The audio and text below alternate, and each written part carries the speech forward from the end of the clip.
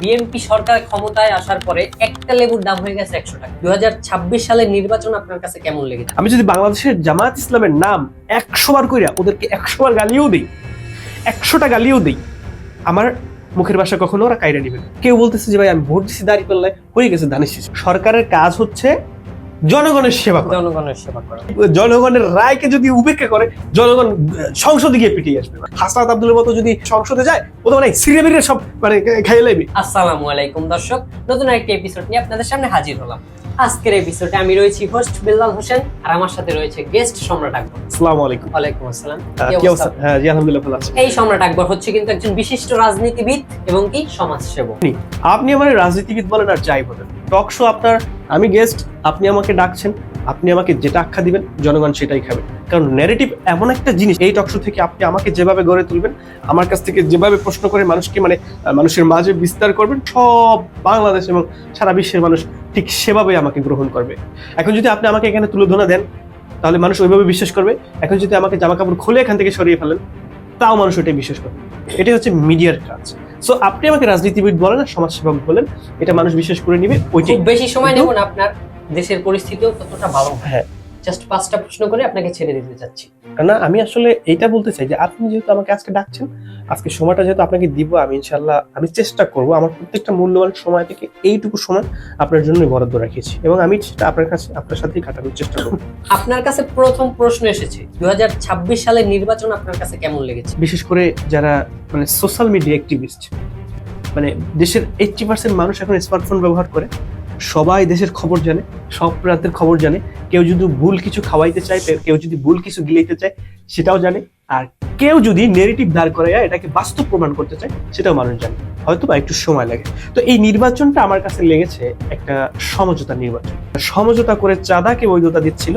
তো আমার কাছে মনে হয়েছে এই নির্বাচনটা ঠিক ওই সমঝোতার মতো। মনে করেন এখানে দুইটা বড় দল, মারমুখী দল, একটা দল বাংলাদেশে অবস্থান করছে না, তাদের বাংলাদেশে কোনো অবদান নেই, বর্তমান সময় তারা বাংলাদেশ থেকে বিতাড়িত রয়েছে।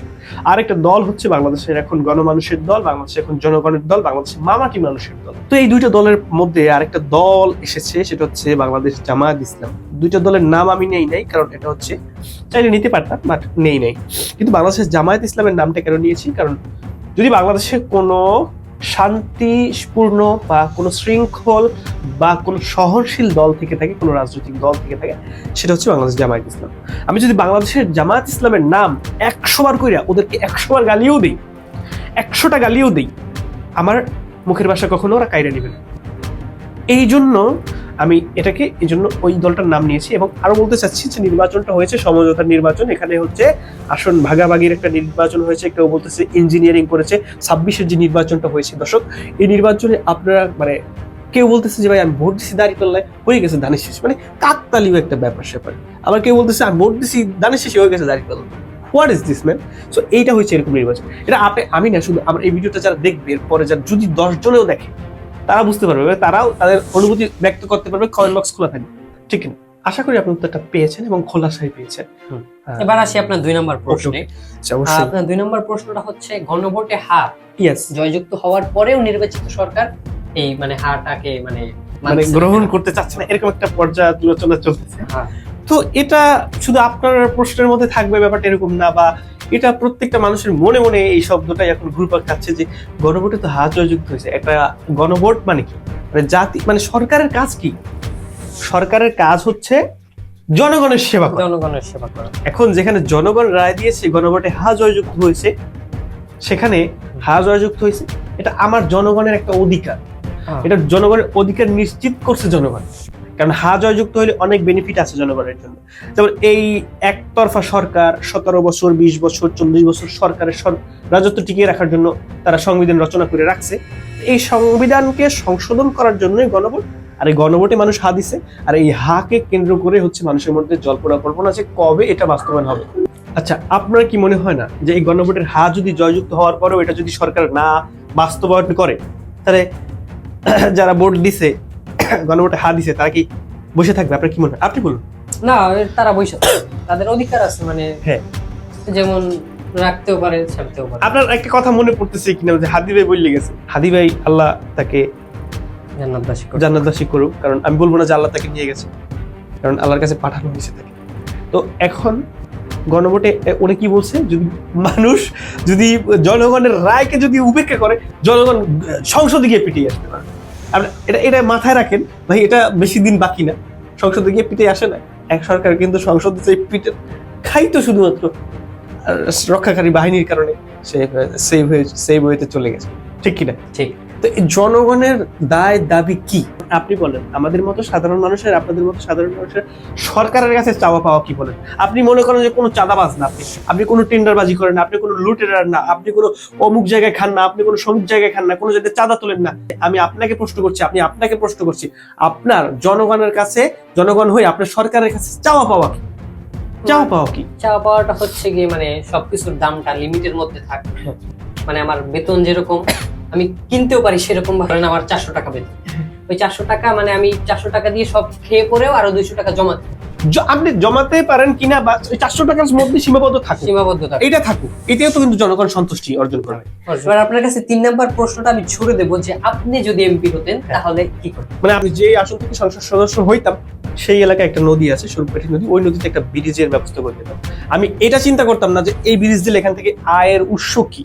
একটা সরকার বা একটা এমপি বা একটা সংসদ সদস্য চিন্তা করে, বা একটা সংসদে বিল পাস হওয়ার আগে চিন্তা করে যে আসলে এইখান থেকে যে এই রাস্তাটা যাবে, এই রাস্তাটা গেলে এখানে মানে লাভটা কি হবে, সরকারি ক্ষেত্রে লাভটা কি হবে। যেমন মনে করেন ঢাকার শহরের ভিতরে মেট্রো রেল চলতেছে না, সেখানে কিন্তু লাভ হচ্ছে। পদ্মা সেতু হয়েছে, লাভ হচ্ছে। যমুনা সেতু হয়েছে, লাভ হচ্ছে। কিন্তু স্বরূপকাঠি নদীতে সেতু দিলে বা সন্ধ্যা নদীতে সেতু দিলে সরকারের লাভ নাই, কিন্তু এটা মাথায় রাখতে হবে। কারণ ব্যয়বহুল একটা বাজেট, তবে ওখান থেকে তেমন কোনো বিজনেস মানে তেমন কোনো বাণিজ্যিক কোনো ওয়ে নাই ওই ব্রিজ থেকে। হ্যাঁ, মানে ওখান থেকে এখন টোলে উঠবে না, যদি টোলও দেয় টোলও উঠবে না, খুব বেশি কত টাকা টোল উঠবে ওখান থেকে। তো আমি এইটাকে উপেক্ষা করেও সেই সেতুর ব্যবস্থা করে দিতাম।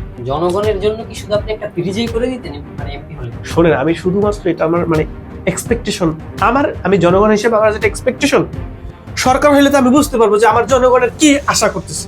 তাহলে আমি জনগণ অবস্থা আমি যেটা বুঝতে পারতেছি যে এটা আমার দরকার, তার মানে আমি যদি সরকার হই তাহলে আমি মনে করবো যে ওইটা জনগণের দরকার। আমার কথা কি লজিক আছে কিনা? লজিক আছে। আচ্ছা, আপনি হাসনাত আব্দুল্লাহর দিকে একটাবার একটু নজর দেন। হাসনাত আব্দুল্লাহর কেউ একজন বলছিল যে ওই মানে কে টকশোতে এই নির্বাচনের আগে একজন বলছিল যে ওর মতো একটা মানে গরু বলে আখ্যায়িত করছিল না, এরকম কি জানি বলছিল যে হাসনাত আব্দুল্লাহর মতো যদি মানে এরকম লোক একজন সংসদে যায়, ও তো মানে সিরিয়াবিরে সব মানে খাইয়ে লাইবে, মানে এরকম একটা দিছিল। মানুষের ভালোবাসা করেছে কিন্তু হাসনাত আব্দুল্লাহ। কুমিল্লার দেবিদ্বারের মানুষ কিন্তু হাসনাত আব্দুল্লাহর মতো একজন এমপি পেয়ে আসলে ওরা কিন্তু এখনো পর্যন্ত আমি দেখতেছি যে এমপি হয়ে গেছে ইনশাল্লাহ। 5টা বছর হাতে সময় আছে, 5 বছর পর যদি মানুষের গণমানুষের মন জয় করতে পারে তাহলে কিন্তু 5 বছরের পর আরো সুযোগ আছে। তাহলে আপনি ধরে নেন আমি যদি এমপি হই তাহলে আমি হাসনাত আব্দুল্লাহর মতো এমপি হতে চাই। এই মুহূর্তে হাসনাত আব্দুল্লাহর যে অবস্থান, মাননীয় এমপি আমির হামজা সাহেব হযরত ওমর রাদিয়াল্লাহু তাআলা আনহুর মতো বাজার তদারকি করতেছে, মানে দ্রব্যমূল্যের দাম নিয়ন্ত্রণে রাখার চেষ্টা করতেছে। এটাকে আপনি কিভাবে কিছু এটা আমি বলতে গেলে এটা মানুষ কষ্ট পাইবো কিনা জানি, এটাকে আমি এক ধরনের লোক দেখানো কাজ দেখি। কিন্তু মাননীয় এমপি আমির হামজা সাহেবের কাছ থেকে মানে তার চেষ্টাটা খুব ভালো লাগছে, কিন্তু এটা লোক দেখানো কাজই দেখি। শুধু মাননীয় এমপি আমির হামজা সাহেবই নয়, তার সাথে পীরজাদা হানজালা সাহেব, উনি হচ্ছে একজন এমপি। বাজার তদারকি করা, বাজারে যে দাম নিয়ন্ত্রণ করা, এটা শুধুমাত্র ওই সমস্ত জিনিস। মনে করেন আমি এই চায়না থেকে এই জিনিসটা নিয়ে আসছি 25 টাকায়, আমি এই বাজারে এটা বিক্রি করতেছি 2500 টাকায়। এইটা ধরার জন্য ঠিক আছে, এটা ধরার জন্য যদি এমপি সাহেব একবার যায় ঠিক আছে, কিন্তু প্রতিনিয়ত যে জিনিসটা মানুষের দরকার, চাল ডাল আদা মরিচ লসুন পেঁয়াজ রসুন, এটা যাদের দরকার, এটা কিন্তু দোকানদাররা তারা যেই দোকানে তদারকি করতেছে সেই দোকানদাররা চাইলেই কিন্তু মানে অনেক ডিফারেন্ট দামের গ্যাপ নিয়ে আসতে পারবেন। মনে করেন আপনি এই লেবুটা রাজশাহী থেকে পাঠাচ্ছেন 2 টাকা দরে, আর এই লেবুটা ঢাকা শহরে এসে বিক্রি হচ্ছে 25 টাকায়। এখন আপনি যদি ঢাকা শহরের একজন দোকানদারের তদারকি করেন যে তোমরা দাম বেশি নিচ্ছ কেন, এটা তো ওই রাজশাহী থেকে 2 টাকায় আসতেছে, তাহলে তোমরা ঢাকা শহরে কেন এটা 25 টাকায় বেচতেছ?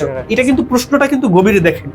এখন আমির হামজা হুজুর যদি শতবার চেষ্টা করে যে আমি বাজার নিয়ন্ত্রণ করার জন্য বাজারে যে খুচরো দোকানদার আছে তাদেরকে তদারকি করবো, খুচরো দোকানদার হচ্ছে খুচরো দোকানদার। এর আগে যারা আছে, এর আগে কারা আছে জানেন? ডিলার, ডিপো, মানে আড়তদার, এখানে কিন্তু অনেক আছে, অনেক হাত ঘুরে আসে। বিশেষ করে রাস্তায় চাঁদা দিতে হয় ট্রাকে, এই চাঁদা দেওয়ার পরে তারপর হচ্ছে সিন্ডিকেট।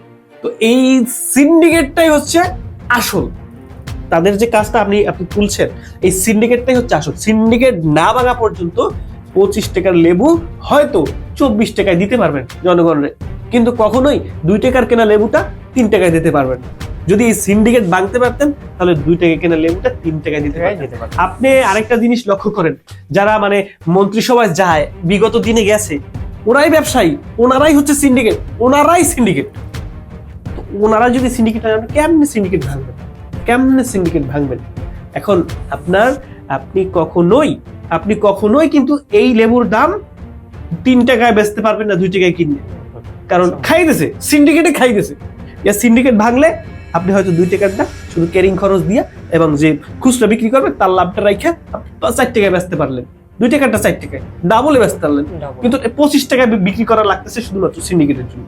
একজন সরকারের পক্ষে কখনোই দুধের দোয়া তুলসী পাতা হওয়া সম্ভব না। এখন কি করতে হবে? সরকারের যে রেলগাড়িতে চলতেছে, রেলটা পরিবর্তন করতে হবে। এই যে নাসিরউদ্দিন পাটোয়ারি আপনি দেয় নাই, ওই যে সিস্টেমে পরিবর্তন আনতে হবে, ওই সিস্টেমে পরিবর্তন আনতে হবে। আপনারা কিন্তু সিস্টেমে পরিবর্তন আনতে পারেন নাই। তা আপনারা যেহেতু সিস্টেমে পরিবর্তন আনতে পারেন নাই, আমার বয়স যাইবে, আমার বাপের বয়স যাইবে, আমার বয়স যাইবে, আমার দাদির বয়স যাইবে, মানে সবার বয়স যাইতে আইবে। তারপরেও কিন্তু আমি যে সরকার চাই ওই সরকার আমি পাবো না, আপনি যে সরকার চান ওই সরকার আপনি পাইবেন না। এই রেল লাইন পঞ্চগড় পর্যন্ত যাওয়ার মাঝখানে এখানে হচ্ছে একটা দুর্নীতিবাজের বাসার উপর দিয়ে যায়, একটা চাঁদাবাজের বাসার উপর দিয়ে যায়, ওই একটা লাইন, শুধু একটা লাইন। কিন্তু ওই চাঁদাবাজ কি করছে? ওই লাইনের মধ্যে থেকে প্রত্যেকটা বগির কাছ থেকে আলাদা আলাদা ভাবে চাঁদা তুলছে। ধরেন তো, আপনি যদি এই রেল লাইনটাকে গোটাটারে বাঁচাইতে চান, তাহলে অবশ্যই আপনার ওখান লাইন সরাইতে হবে, ওই চাঁদাবাজার ওই দুয়ারের কাছ থেকে লাইন সরাইতে হবে, মানে সিস্টেমে পরিবর্তন আনতে হবে। আপনার চারপাশের বগি ভালো থাকবে না, কারণ সবাইকেই ওই চাঁদাবাজের দরজার উপর দিয়ে যাইতে হয়। রেলটা, প্রত্যেকটা বগি, ট্রেনটা যাচ্ছে ওই চাঁদাবাজের দরজার উপর। মিডিয়া কি ফোকাস করে? মিডিয়া কি ভালো মানুষের জিনিস ফোকাস করে? মিডিয়া খবর, এই যে জাউরে সাংবাদিক আছে, ওই আপনি বিশ্বাস করবেন না, ওরা হচ্ছে ক্রাইম রিপোর্ট করে, মানে ছবি তুলে সবকিছু রেডি করে রাখে, ওরা আপলোড করবে না, আপলোড করবে ওর বাপের কাছে জিজ্ঞেস করে। ওর বাপে যদি বলে যে হ্যাঁ আপলোড করো না, তোমাকে 5,000 বলে দিব পকেটে, ওরা আপলোড করবে না। ভাই মিডিয়া ভালো না, মিডিয়া ওই ফেসবুকে যে ভিডিওটা দেখেন ওইটাই মিডিয়া। আপনি মিডিয়াকে আপনি বাদ দিয়ে দিতে পারেন। তো এই মিডিয়া আপনারা যেভাবে বুঝাইবে এইভাবে বুঝছেন না, বুঝছেন? বিশেষ করে রাজনীতির আলোচনা খুব বেশি আমার করা হয় না, বা আমি রাজনীতিবিদও না। আপনি প্রথমে শুরু করছেন যে আমি একজন নাকি বিশিষ্ট রাজনীতিবিদ এবং সমাজসেবক। এখনো পর্যন্ত আমি রাজনীতিবিদও না, সমাজসেবক না, আর বাংলাদেশের এই নোংরা রাজনীতির সাথে আমি জড়িত হতেও চাই না। বুঝতে পারছেন কিনা? তো এখন আমার কেমন সরকার পছন্দ? আমার সরকার পছন্দ এমন, আমি সরকারের কাছে যে ফ্যামিলি কার্ডও চাই না, আমি সরকারের কাছে দুবেলা চাল কেনার টাকাও চাইতেছি না। আমি চাইতেছি যদি আমি যে টাকাটা ইনকাম করতে পারি, ওইরকম একটা কর্মসংস্থানের সাথে যুক্ত হয়ে যে টাকাটা ইনকাম করতে পারি, ওই টাকাটায় আমার ফ্যামিলিটা চলতে পারে, এমন একটা বাজার দর, এমন একটা মানে বাজার ব্যবস্থা, এমন একটা সিস্টেম থাকা দরকার। আর কোনো মানুষ অপরাধ করলে ওই অপরাধীকে স্বয়ংসম্পূর্ণভাবে সাজা দেওয়া দরকার, যাতে অপরাধীরা অপরাধ না করে, এমন একটা সরকার চাই। আমি যাকে এমপি বানাইছি ভোট দিয়া, আপনি মনে করেন, তো ওই এমপি সাহেব, ওনার সাথে তো আমার দেখা হইবে না, উনি থাকবে হচ্ছে ঢাকাতে, আর আমার গ্রাম হচ্ছে বরিশাল পিরোজপুর। উনি বেশিরভাগ সময় ঢাকাতেই কাটাইবে, সংসদে যাইবে, সংসদে আইন পাস করবে, সংসদে আমাদের জন্য চাওয়া পাওয়া থাকবে তার, সেটা বাস্তবায়ন করার জন্য ঘুরবে, ভালো দামি গাড়িতে ঘুরবে, হয়তো নিজের গাড়িতে ঘুরবে, এবার সরকারের ঘোষণা আছে। তো ওইখানে কে আছে আমার দেশে? আমাকে কে দেখবে? জেলা প্রতিনিধি থেকে শুরু করে মেম্বার, চেয়ারম্যান, এরাই তো তত্ত্বাবধান করবে। তো এখান থেকে মানে গোড়া থেকে আগা পর্যন্ত যাতে একেবারে স্ট্রিক্ট চলে। এখন এটা কি সম্ভব? আপনার কি মনে হয়? সম্ভব না। কারণ এখানে এখন নাম বলি, আওয়ামী লীগ, বিএনপি, জামাত এবং এই তিনটে দল এখন বড়, বাংলাদেশে এনসিপি ছোট এখন। তবে এনসিপির অবদান অনেক বেশি জুলাই। তো এই দলের মধ্যে অনেক মানুষ আছে যারা উত্তর, হ্যাঁ, তো এই উত্তর লাগিয়ে কখনোই আপনার ভালো হইতে পারবেন না। আপনি ভালো থাকতে চাইবেন, ও আপনার গায়ে পড়ে কামড় দেবে, তাহলে আপনি কেমন ভালো সরকার পাইবেন? সরকারের তো দোষটা, আমি তো সরকারের দোষ দিতেছি না। সরকার একজন, এই যে আমাদের তারেক রহমান সাহেব বিএনপির চেয়ারপারসন, এখন বর্তমানে বাংলাদেশের সরকার হয়েছেন, প্রধানমন্ত্রী হয়েছেন, উনি কি বলবে যে চাঁদা তুলবে? কোনোদিনও বলবে না। আপনার কি মনে হয়? না, সে মানে তার তো পুরাই মানে সব দিক দিয়ে আছে, জন্য এখন সিস্টেমেটিক যদি সে আপনার নেতৃবৃন্দ দিয়ে, কর্মী দিয়ে চাঁদা তোলায়ও, এটা আগের কথা, এখন তোলাবে কিনা এটা উনি যে প্ল্যান করে আসছে, আমি মনে করি উনি দেশের সেবা করতে আসছে। যদি এটাই হয় তাহলে তো উনি তুলবে না চাঁদা, তুলাইবে না চাঁদা, আর উনি তো জীবনও তুলবে না। না। তাহলে এটা বুঝেন, ওনার কর্মীরাও তুলবে না, তুলবে হচ্ছে চেলা পেলা যত মানে পার্টি নেতা আছে। হ্যাঁ, ওর সাথে হচ্ছে, ওদের সাথে হচ্ছে আরেক দলের দ্বন্দ্ব। কেউ তো একজনের সাথে একজন লাগাইনেই আছে ভাই, ঝগড়া তো লাগিয়েই থাকে। কেমনে আপনি ভালো বলবেন আর কেমনে আপনি সরকার ভালো করবেন? তাই আমি কোনো সরকারই ভালো বলতে পারবো না, কোনো সরকারই 5 বছরের বেশি ভালো না, কোনো সরকার 1 বছরের মাথায় তেতা তেতা হয়ে যায়। বিদেশে যে 4-5 লাখ টাকা লাগে, কিন্তু টাকা লাগে না, এত টাকা অন্য কোনো দেশে লাগে না।